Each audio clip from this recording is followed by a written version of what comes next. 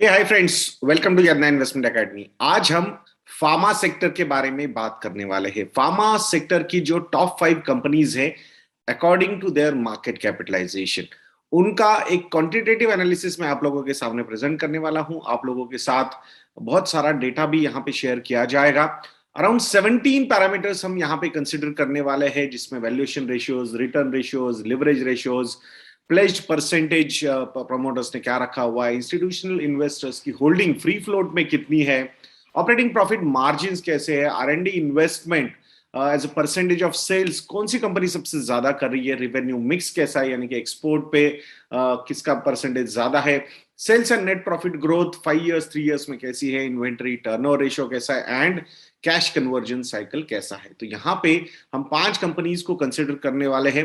वो 5 कंपनीज कौन सी है, पहले ये मैं आपको बता दूं। Sun Pharma with 1.84 lakh crore rupees of market capitalization, Divi's lab 1.35 lakh crore rupees of market capitalization, Dr. Reddy's 79,000 crore rupees of market capitalization, Cipla 78,000 crore rupees of market capitalization, and Gland Pharma ये new entrant है according to the market capitalization with 63,000 crore rupees। तो यहाँ पे पहला ratio हम देखेंगे वो है प्राइस टू अर्निंग रेशियो। जिसका पी रेशियो सबसे कम उसे सबसे अच्छी रैंक और सबसे ज्यादा पॉइंट। तो यहाँ पे Cipla with 30.71 P ratio is at number 1 position and 5 points given। वैसे देखा जाएगा तो ट्रेडिशनली अगर ट्रेडिशनल पी रेशियोज के हिसाब से जो हिस्टोरिकल पी रेशियोज है, मीडियन पी रेशियोज, उसके हिसाब से थोड़ा सा ऊपर के बैंड में ही ये सारी कंपनीज अभी ट्रेड कर रही है। लास्ट ईयर एक्सपेक्टेशंस बहुत ज्यादा बिल्ड हो चुके थे, बट वैसी डिलीवरी नहीं रही which was expected also, but still I think some positivity or some premium valuation is attached to this sector. So 30.71 के साथ Cipla is at number 1 position and 5 points given. Next one is EV to EBITDA, enterprise value to earnings before interest, tax, depreciation and amortization. तो इसमें भी Cipla is at number 1 position with the lowest number of 16.28, first rank and 5 points given. Return on capital employed, this sector definitely R and D हो या फिर बड़ी बड़ी capacities आपको अगर बिल्ड करनी है, और जिस तरीके से ड्यू डिलीजेंस होता है, यूएस का जो एफडीए है, तो वो जिस तरीके से एडमिनिस्टर करता है सारी चीजें, तो डेफिनेटली अच्छा खासा खर्चा यहाँ पे लगता है। तो वहां पे आरओसी सबसे ज्यादा किसका है, मतलब जो भी पूरा कैपिटल रेज किया जाएगा, इक्विटी हो या डेट हो, उस पर सबसे अच्छा earnings before interest and tax कौन कमा रहा है, तो वो है डीवीज लैब 32.1% के साथ number 1 position and 5 points given to this company. सबसे खराब जो आरओसीई है इन 5 कंपनीज में वो है सन फार्मा का 13.9%, fifth rank and 1 point given. So यहाँ आई थिंक अदर पैरामीटर्स जब देखेंगे तो आपको पता चलेगा कि क्यों ये स्ट्रक्चर है। आरओई की भी बात करेंगे तो यहाँ पे भी Divi's lab is at number 1 position, net profit divided by share holders equity, तो यहाँ पे 23.3% के साथ नंबर 1 पोजीशन पे है Divi's labs and 5 points given to this company. Debt to equity ratio वैसे देखा जाएगा तो काफी ज्यादा cash rich kind of companies रहती है ये, बट फिर भी थोड़ा बहुत डेट उठाती है कुछ कुछ कंपनीज। तो यहाँ पे जिसका डेट टू इक्विटी रेशियो कम है उसे सबसे अच्छी रैंक और सबसे ज्यादा पॉइंट्स। तो यहाँ पे Divi's Lab and Gland Pharma with zero debt to equity ratio is at number 1 position and 5 points given to both these companies. Interest coverage ratio किसका ज्यादा है, तो Divi's Lab का ज्यादा है, zero debt to equity ratio होने की वजह से first rank and 5 points given. Pledged percentages, तो यहाँ पे सिर्फ एक प्रमोटर है, वो है सन फार्मा के प्रमोटर्स, उन्होंने 6.36% का अपना स्टेक प्लेज किया हुआ है। That's why fifth rank and only 1 point given. Other 4 companies did not pledge, or their promoters did not pledge anything, and that's why first rank and 5 points given. Institutional holding as a percentage of free float, यानी promoters का stake अगर हम निकाल देते तो जो बचा हुआ स्टेक है उसमें सबसे ज्यादा एफआईआईज और डीआईएस में कहाँ पे होल्डिंग रखी है, तो वो है डीवीज लैब्स में 77.3%, that's why first rank and 5 points given. Gland pharma में कंपेयर्ड टू अदर कंपनीज सबसे कम DIs और FIs का होल्डिंग है 53.8%, fifth rank and 1 point. This could be because Gland Pharma is a Chinese मतलब promoters है उनके, so that could be one of the reasons, because जिस तरीके से relationships चल रहे हैं तो उसमें कुछ impact हो सकता है।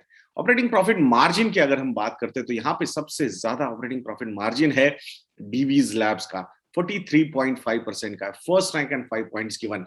तो यहाँ इसका सबसे ज्यादा ऑपरेटिंग प्रॉफिट मार्जिन क्यों है, इस पे एक सेपरेट वीडियो मैं आप लोगों के लिए बनाने वाला हूं, so stay tuned on this channel दोस्तों। That's our first rank and 5 points given. सबसे खराब जो ऑपरेटिंग प्रॉफिट मार्जिन है वो डॉक्टर रेड्डीज का है 14.9%, fifth rank and 1 point given, और ये लास्ट ईयर के कंपैरिजन में डिक्रीज हुआ है एक्चुअली, तो ये भी थोड़ा सा वरीइंग साइन है कंपनी के लिए।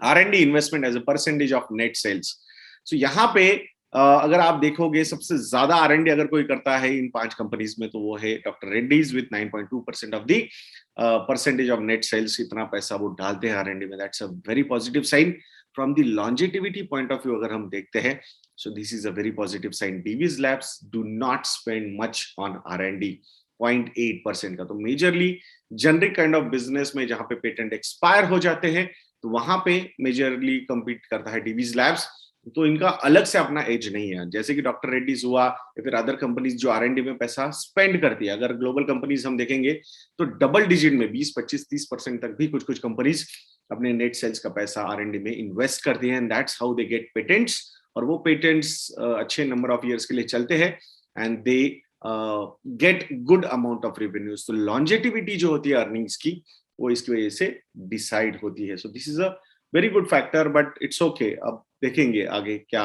रिजल्ट आते हैं।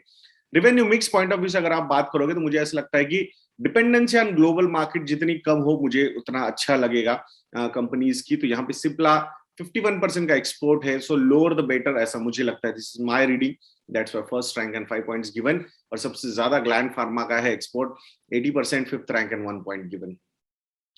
Sales and net profit growth for last 5 year सबसे ज्यादा है ग्लैंड फार्मा की 20.7% and 26%, that's why first rank and 5 points given.